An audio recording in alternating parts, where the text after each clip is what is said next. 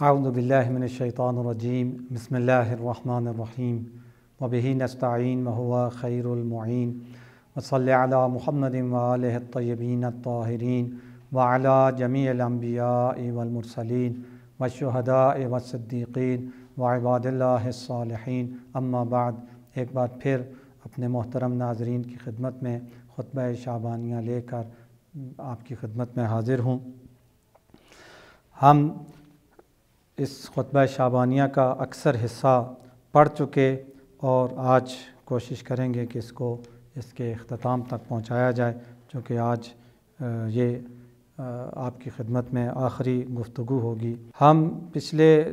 گزشتہ گفتگو میں اس مقام پر پہنچے تھے کہ حضور نے فرمایا کہ جو اس مہینے میں اپنے وجود سے دوسروں کو زحمت میں نہیں ڈالتا، اپنے شر کو دوسروں تک نہیں پہنچنے دیتا،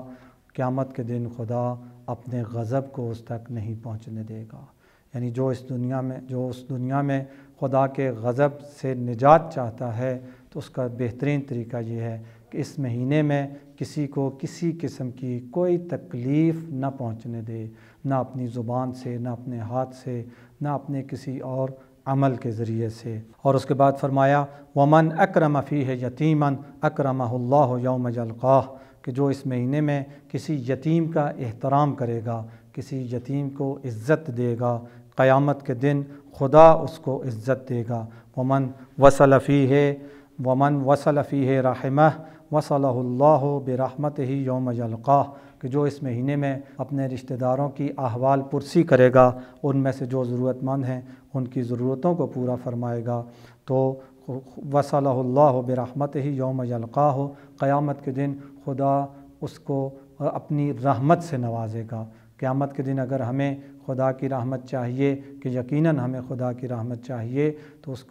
اس رحمت کو حاصل کرنے کا طریقہ یہ ہے کہ اس مہینے میں اپنے رشتہ داروں کی احوال پرسی کی جائے، ان کی خوشی غمی کو دیکھا جائے، اور اس میں جو اپنا ہم حصہ ڈال سکتے ہیں، خوشی میں بھی اور غم دور کرنے میں بھی اس حصے کو ڈالنا چاہیے۔ وَمَنْ قَطَعَ فِيهِ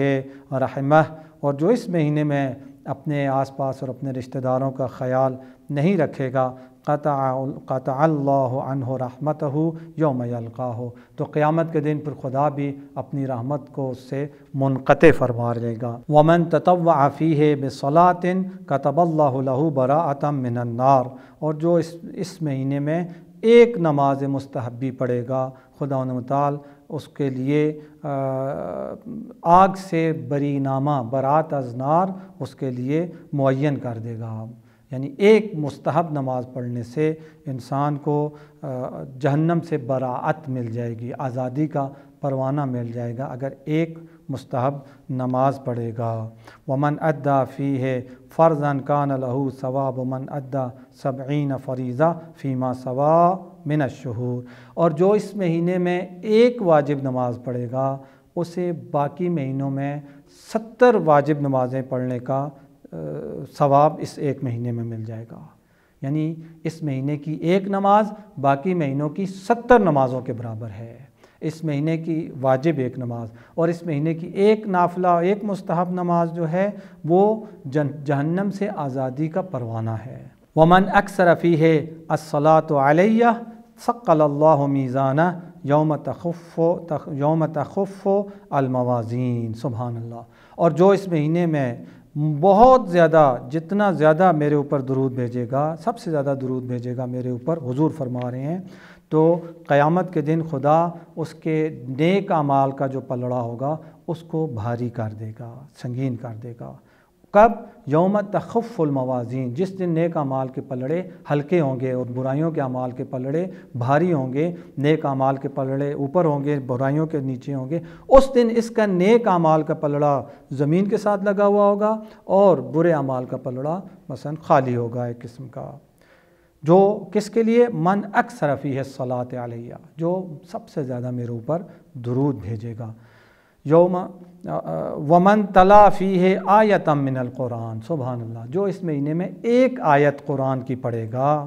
کان لہ مثل اجر من ختم القرآن فی غیرہ من الشہور، سبحان اللہ، جو اس مہینے میں ایک آیت پڑھے گا اسے اس مہینے کے علاوہ دوسرے مہینوں میں پورا قرآن پڑھنے کے برابر جو ثواب ملتا ہے، پورا قرآن پڑھنے پر جو ثواب ملتا ہے، وہ ثواب اسے اس مہینے میں ایک آیت پڑھنے پہ مل جائے گا۔ 2 آیتیں پڑھے گا تو 2 قرآن کا ثواب، 3 آیتیں پڑھے گا تو 3 قرآن کا ثواب۔ جتنی آیات پڑھتا چلا جائے گا اتنے قرآن کا اسے ثواب ملتا چلا جائے گا۔ سبحان اللہ۔ میں نے اس دن بھی آپ کی خدمت میں عرض کیا تھا کہ ہمارے بزرگان کس طرح سے قرآن پڑھا کرتے تھے۔ امام خمینی رحمۃ اللہ علیہ کا آپ کی خدمت میں عرض کیا تھا۔ آج آیت اللہ سید محمد رضا گل پیگانی رضوان اللہ تعالیٰ علیہ کہ جو واقعاً خادم قرآن تھے، قرآن کی بہت خدمت کی، دارالقرآن قائم کیا انہوں نے قم المقدس میں۔ ان کے فرزند فرماتے ہیں کہ پوری دنیا سے لوگ ان سے ملنے آتے تھے، جو تقلید کرتے تھے ان کی، تو بعض اوقات ان کے لیے مختلف ہدایہ، گفٹ، تحفے لایا کرتے تھے۔ ان میں قرآن بھی بہت سارے لوگ آ کے تحفہ دیتے تھے۔ تو وہ سارا سال جو ان کے پاس قرآن تحفے میں آئے ہوتے تھے، جب ماہ مبارک آتا تھا تو وہ سارے قرآن ایک دفعہ پڑھتے تھے، پورا قرآن ختم کرتے تھے، پھر اس قرآن کو وہ وقف کر دیتے تھے دارالقرآن کے لیے، اور کہتے تھے کہ جس کسی نے مجھے دیا ہے کم از کم ایک دفعہ میں اس کا ہدیہ کیا ہوا قرآن ضرور پڑھوں۔ اور ان کے فرزند فرماتے ہیں ایک دفعہ قرآن زیادہ تھے اور ماہ مبارک میں سارے ختم کر لیے۔ اب آخری دن تھا ماہ مبارک کا اور ظاہراً یعنی 10-11 بجے کا وقت، اور ایک قرآن رہتا تھا جو آپ نے نہیں پڑھا تھا، اور کہتے ہیں ہمارے والد نے وہ قرآن دیا اور اس کو پڑھنا شروع کیا، پڑھتے چلے جا رہے ہیں، پہلا جوز، دوسرا، تیسرا، چوتھا۔ 7.5 گھنٹوں میں انہوں نے پورا وہ قرآن، یعنی وہ سورج غروب ہونے سے پہلے اور ماہ مبارک ختم ہونے سے پہلے اس قرآن کو انہوں نے ختم کیا۔ 7.5 گھنٹے لگے اور پورا قرآن انہوں نے اس 7.5 گھنٹے میں پڑھ کے قرآن ختم کر لیا۔ یہ لوگ، ان کو پتہ تھا کہ یہ طلائی فرصت ہے، یہ گولڈن چانس ہے، ماہ مبارک گولڈن چانس ہے۔ ہمیں نہیں معلوم آج اگر 10 رمضان المبارک ہے تو ہمیں نہیں معلوم کل 11 کا دن ہم دیکھ پائیں گے یا نہیں، یا پرسوں 12 کا دن ہم دیکھ پائیں گے یا نہیں، یا اس سال کو ہم در کر لیں اگلے سال کا ماہ مبارک ہم در کر پائیں گے یا نہیں۔ بہتر یہی ہے کہ جو فرصت اور جو موقع ملا ہوا ہے اس موقع سے بھرپور فائدہ اٹھائیں۔ اور یہ ایسے لوگ تھے، اس طرح سے قرآن ختم کیا انہوں نے۔ 7.5 گھنٹے لگائے اور 7.5 گھنٹے میں پورا قرآن ایک محفل میں سمجھے بیٹھ کر انہوں نے ختم کر لیا۔ ایھا الناس ان ابواب الجنان فی ھذا الشہر مفتحہ۔ سبحان اللہ۔ حضور فرماتے ہیں لوگوں، جنت کے دروازے اس مہینے میں کھلے ہیں، مفتحہ مفتوح ہیں، کھلے ہیں، جنت کے دروازے اس مہینے میں کھلے ہیں۔ فاسألوا ربکم، اپنے رب سے سوال کرو، اپنے رب سے مانگو، کیا اللہ یغلقھا علیکم، کہ ان کھلے ہوئے دروازوں کو وہ تمہارے اوپر بند نہ کرے۔ عزیزو، اس کی رحمت کا تقاضا یہی ہے کہ جب وہ ایک رحمت کا دروازہ کھول دے تو پھر وہ دروازہ بند نہیں کرتا، لیکن اس دروازے سے گزرنے والا اگر اپنی قابلیت اور صلاحیت کھو دے تو پھر یہ اس کا اپنا نصیب ہے۔ خدا تو شیطان جو جنوں میں سے تھا، جن تھا، اس نے عبادت کی کہ خدا اس کو اس کی عبادت کی وجہ سے اس کو جنت میں لے گیا، اور جنت میں جا کر جنت سے نکل جانا خدا نے نہیں اسے نکالا، اس کے اپنے کردار نے، اس کے اپنے عجب نے، تکبر نے، غرور نے اسے جنت سے نکالا۔ تو خدا نے یہ جنت کے دروازے اس مہینے میں ہمارے لیے کھول رکھے ہیں۔ حضور فرماتے ہیں خدا سے سوال کرو، مانگو کہ یہ دروازے وہ تمہارے اوپر بند نہ کرے۔ وَأَبْوَابُ النِّيرَانِ مُغْلَقَةٌ فَاسْأَلُوا رَبَّكُمْ أَلَّا يُفَتِّحَهَا عَلَيْكُمْ، اور یاد رکھو آگ کے اور جہنم کے دروازے اس مہینے میں بند کر دیے گئے ہیں۔ پس فَاسْأَلُوا رَبَّكُمْ، تم اپنے رب سے یہ سوال کرو، أَلَّا يُفَتِّحَهَا علیکم، کہ ان دروازوں کو وہ تمہارے اوپر نہ کھولے۔ عزیزو، یہ بہت بڑی بات ہے کہ جنت کے دروازے کھول دیے گئے اور جہنم کے دروازے بند کر دیے گئے، اور رسول ہمیں سکھا رہے ہیں اور بتا رہے ہیں کہ اب اللہ سے یہ سوال کرو، چونکہ تم اللہ کے مہمان ہو اور اللہ تمہاری سنے گا، دعاکم مستجاب، تمہاری دعا مستجاب ہوگی، تو اللہ سے یہ دعا مانگو کہ یہ جو یا اللہ تو نے میرے لیے جنت کا دروازہ کھولا ہے، اس دروازے کو میرے اوپر بند نہ کرنا، یا اللہ یہ جو تو نے جہنم کا دروازہ میرے اوپر بند کر دیا ہے، اس دروازے کو تو میرے لیے نہ کھولنا۔ وَالشَّيَاطِينُ مَغْلُولَةٌ فَاسْأَلُوا رَبَّكُمْ أَلَّا يُسَلِّطَهَا عَلَيْكُمْ، اور شیاطین اس مہینے میں مغلول ہیں، ان کو زنجیروں میں جکڑ دیا گیا ہے، بندھے ہوئے ہیں، فَاسْأَلُوا رَبَّكُمْ، اپنے رب سے سوال کرو، اللہ يُسَلِّطَهَا علیکم، کہ ان شیاطین کو تمہارے اوپر مسلط نہ کرے۔ شب جمعہ کی سحر کے وقت پڑھی جانے والی دعاؤں میں سے دعا ہے، مفاتیح میں موجود ہے، اس کے آخر میں ظاہراً یہ جملات ہیں بہت خوبصورت کہ اللہم لا تجعل علی عقلی للشیطان سبیلا، کہ خدایا میری عقل پر شیطان کو مسلط نہ کرنا، میری عقل کو شیطان کے تابع نہ بنانا۔ تو یہاں پہ بھی حضور یہی فرما رہے ہیں کہ خدا نے شیاطین کو جکڑ رکھا ہے، باندھ رکھا ہے، تم اپنے رب سے سوال کرو کہ وہ ان شیطانوں کو تمہارے اوپر مسلط نہ ہونے دے۔ عزیزو، جب خطبہ یہاں تک پہنچا تو رسول کی کلاس کے سب سے بہترین شاگرد حضرت علی ابن ابی طالب علیہ السلام اٹھ کھڑے ہوئے۔ قال امیر المومنین علیہ السلام فقمت، جب میں نے یہ سنا، یہ ماہ مبارک کی یہ فضائل سنے، اس کی یہ عظمتیں سنی کہ اس میں سجدے کا کیا ثواب، نماز کا کیا ثواب، قرآن کی تلاوت کا کیا ثواب، یتیم کے ساتھ شفقت سے پیش آنے کا کیا ثواب، کبیر صغیر کا احترام اور ان کے شفقت، اور یہ ساری باتیں جب سنی تو یعنی یہ جوش امیر المومنین تھا، جو عمل کا جوش تھا، یہ جوش، اس جوش نے امیر المومنین کو بیٹھنے نہ دیا۔ امیر المومنین اٹھ کھڑے ہوئے، فقمت، تو میں کھڑا ہو گیا، فقلت، اور میں نے کھڑے ہو کر کہا، یا رسول اللہ، اے اللہ کے رسول، ما افضل الاعمال فی ھذا الشہر، اس مہینے میں سب سے بہترین عمل کون سا ہے؟ چونکہ جس طرح آپ بتا رہے ہیں یہ مہینہ عمل کا مہینہ ہے، یہ مہینہ خدا کے قریب ہونے کا مہینہ ہے، عمل اور کردار کے ذریعے سے، نیت اور گفتار کے ذریعے سے، تو میں یہ چاہتا ہوں کہ میں سب سے بہترین عمل مجھے بتائیے تاکہ میں اس سب سے بہترین عمل کا انتخاب کر کے اللہ سے قریب تر ہو جاؤں۔ عزیزو، اس سے آپ دیکھیے کہ مولا متقیان کے دل میں خدا کے لیے عمل کرنے کا کتنا جوش اور جذبہ پایا جاتا ہے۔ علی صرف میدان جنگ میں اذن جہاد کے لیے کھڑے نہیں ہوا کرتے تھے، بلکہ میدان عبادت میں بھی اور میدان عمل میں بھی جب باری آتی تھی تو اصحاب رسول میں سب سے پہلے کھڑے ہونے والے علی ابن ابی طالب ہوا کرتے تھے۔ علی ابن ابی طالب علیہ السلام اٹھے، پوچھا، یا رسول اللہ، ما افضل الاعمال فی ھذا الشہر، اس مہینے کا سب سے بہترین عمل کون سا ہے؟ فقال یا ابا الحسن، اے ابا الحسن، افضل الاعمال فی ھذا الشہر الورع عن محارم اللہ عز وجل۔ اے علی، یاد رکھو، اس مہینے کا سب سے بہترین عمل، سب سے زیادہ فضیلت والا عمل یہ ہے کہ انسان اپنے آپ کو حرام کاموں سے بچائے۔ ترک محرمات سب سے بہترین عمل ہے۔ اگر ہم سے یہ سوال ہوتا، ممکن ہے کوئی کہتا نماز سب سے بہترین عمل، کوئی کہتا قرآن کی تلاوت سب سے بہترین عمل، کوئی کہتا شب زندہ داری سب سے بہترین عمل، کوئی کہتا دعا کا سب سے بہترین عمل، کوئی کہتا افطاری دینا سب سے بہترین عمل، لیکن حضور فرماتے ہیں کہ یہ سارے بہترین اعمال ہیں، یہ سارے زبردست اعمال ہیں، لیکن ان بہترین اور زبردست اعمالوں میں سب سے بہترین جو عمل ہے وہ عمل یہ ہے کہ انسان اس مہینے میں گناہوں سے پرہیز کرے، اس مہینے میں خدا کی اطاعت اور خدا کی نافرمانی سے اپنے آپ کو بچائے، کہ انسان خدا کا مہمان بن کر اگر خدا کی مخالفت کرتا ہے تو پھر اس سے بڑھ کر اور انسان کی بد نصیبی اور بدقسمتی کیا ہو سکتی ہے۔ تو فرمایا سب سے بہترین عمل یہ ہے کہ الورع عن محارم اللہ، جس طرح کہتے ہیں نا پرہیز علاج سے بہتر ہے، گناہوں سے پرہیز اسی طرح سے ہے کہ انسان گناہوں سے پرہیز نہ کرے، اگر نیک اعمال کرتا ہے تو یہ نیک اعمال کما حق ہو اسے فائدہ نہیں پہنچا سکتے۔ سب سے پہلی شرط یہی ہے کہ انسان اپنے وجود کو، اپنی روح کو، اپنے قلب کو گناہوں کی آلودگی سے پاک کرے، کسی بھی صورت میں گناہ کے قریب بھی نہ جائے۔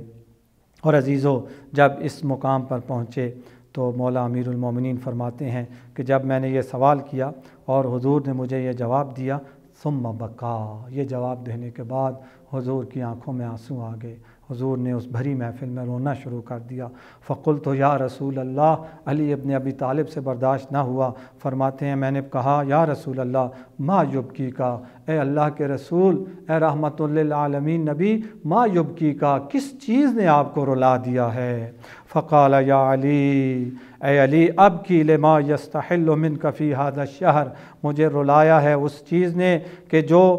حلال کر دیا جائے گا اس مہینے کے اندر، یعنی ایک حرام چیز ہوگی جس کو اس مہینے میں حلال کیا جائے گا، اس مہینے میں مجھے اس چیز نے رلا دیا۔ وہ چیز کیا ہے؟ کأنی بکا، میں ایسے ہے جیسے میں دیکھ رہا ہوں تجھے، وانت تصلی لربک، تو اپنے رب کے لیے نماز پڑھ رہا ہے، وقدم بعث اشق الاولین شقیق عاقر ناقۃ ثمود فضربک ضربۃ علی قرنک فخذب منہا لحیتک۔ اے علی میں دیکھ رہا ہوں کہ تو اپنے رب کے لیے محراب عبادت میں نماز پڑھ رہا ہے، اور پھر اولین میں جو سب سے بڑا شقی تھا جس نے قوم سمود کی اس ناقہ کو ذبح کیا تھا، اس جیسا شخص آگے بڑھتا ہے، فضربک ضربۃ، اور ایک ایسی ضربت لگاتا ہے تیرے سر مبارک پر کہ تیرے سر کے خون سے تیری داڑھی خضاب ہو جاتی ہے، رنگین ہو جاتی ہے۔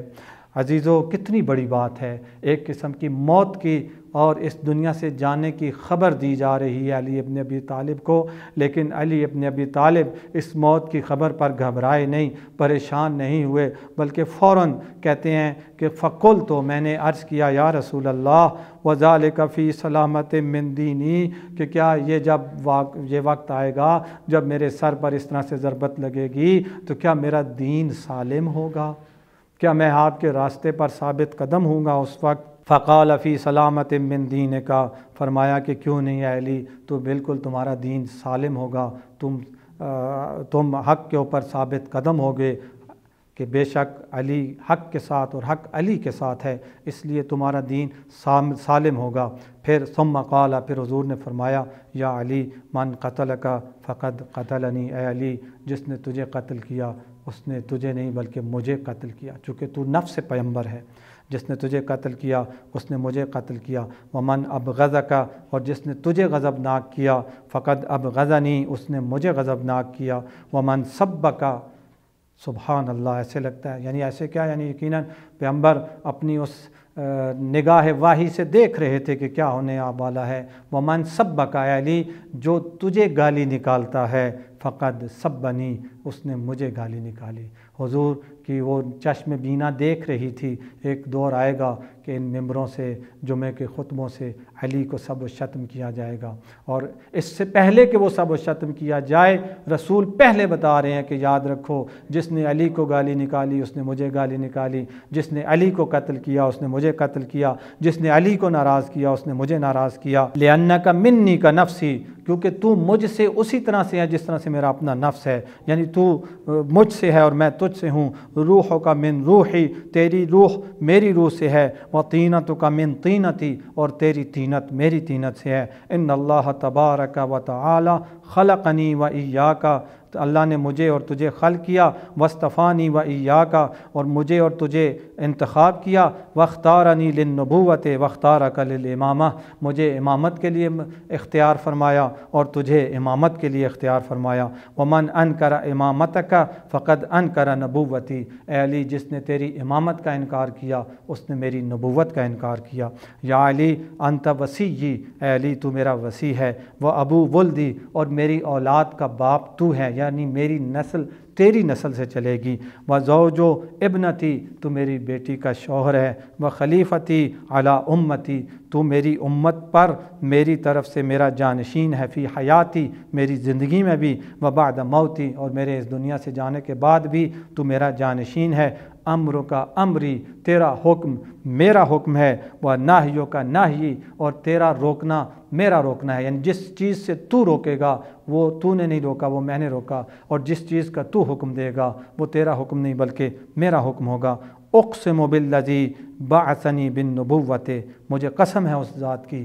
جس نے مجھے اس نبوت سے نوازا، وجعلنی خیر البریہ، اور مجھے اپنی مخلوقات میں سے سب سے بہترین بنایا، مجھے اس کی قسم ہے۔ انک لحجت اللہ علی خلقہ، کہ اللہ کی مخلوق پر تو اللہ کی حجت ہے، وامینہ علی سرہ، اللہ کے اسرار کا تو امین ہے، اللہ کی امانتوں کا تو امین ہے، وخلیفتہ علی عبادہ، اور اللہ کا بھی تو خلیفہ اور جانشین ہے اس کے بندوں پر۔ یہاں پر آ کر یہ خطبہ ختم ہوتا ہے۔ خداوند متعال سے دعا ہے مجھے، آپ کو، ہم سب کو اس ماہ مبارک کی برکتوں رحمتوں اور مغفرتوں سے بھرپور استفادہ کرنے کی توفیق عطا فرمائے، اور مولا متقیان امیر المؤمنین علی ابن ابی طالب علیہ الصلاۃ والسلام کی سنت اور سیرت پر عمل کرنے کی توفیق عطا فرمائے۔ والحمد للہ رب العالمین، وصلی اللہ علی محمد وآلہ الطاہرین، والسلام علیکم ورحمۃ اللہ وبرکاتہ۔